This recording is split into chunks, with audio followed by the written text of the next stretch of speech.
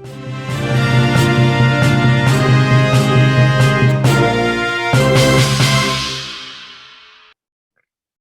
Tabes Medan Kombes Pol Riko Sunarko menjalani pemeriksaan di Propam Sumut.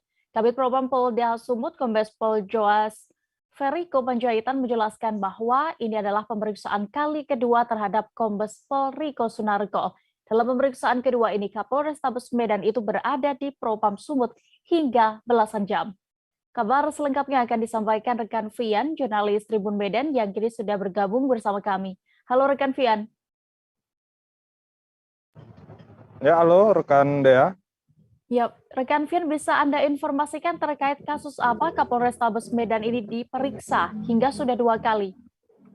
Ya, baik rekan Dea dan juga para tribuners di rumah. Saya informasikan bahwasanya Kapolres Tabes Medan ini diperiksa terkait adanya pernyataan dari seorang terdakwa yang juga merupakan anggota kepolisian di Pengadilan Negeri Medan yang menyatakan bahwasanya Kombes Pol Riko Sunarko ini telah menerima sejumlah uang hasil dari uang penggeledahan kasus bandar narkoba beberapa bulan yang lalu.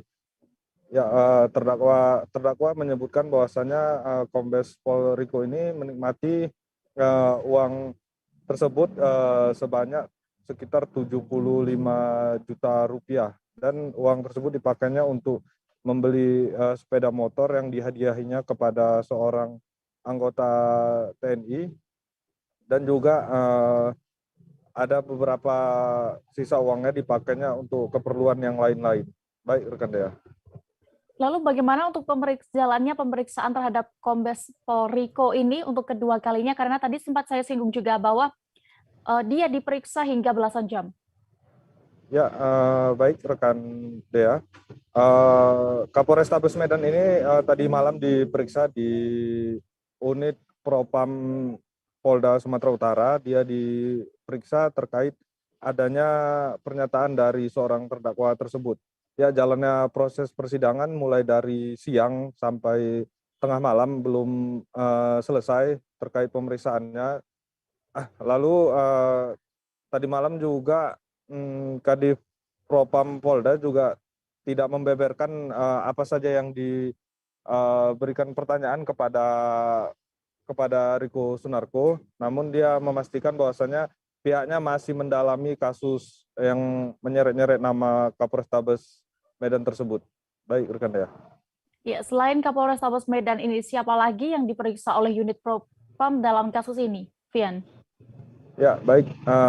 Selain Kapolres Tabes Medan, unit Propam Polda juga memeriksa mantan Kasat Res Narkoba, yaitu Kompol Holoan, yang saat itu juga disebut-sebut telah menerima sejumlah uang. Selain itu juga ada penyidik jajaran Satres Polrestabes Medan juga ikut diperiksa oleh Propam Polda. Baik, rekan Dea. Baik, Tribuners terkait hal ini, rekan Vian sudah berhasil mendapatkan keterangan dari Kabid Propam Polda Sumut, Kombes Pol Joas Ferriko Panjaitan. Selengkapnya. Jadi yang disampaikan Pak Kapolres itu kan sudah menyangkut materi penyidikan ya. Tetapi kan kaitannya bahwa di kasus teknis dan taktis kepolisian dilakukan yang awal, ini kan tidak diketahui oleh Kapolres. Ya kan? Yang menyebabkan terjadi penggelapan terhadap barang bukti tersebut oleh para penyidik dan penyidik pembantu yang menangani kasus lahbu narkoba tersebut. Kemudian berjalan terjadi lagi ada peristiwa hukum bahwa diduga ada aliran dana, ya kan?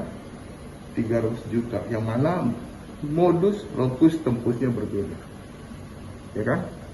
Yang mana ada interval waktu yang dilakukan ini oleh para penyidiknya. Kita sudah dalami dan ini masih materi penyidikan.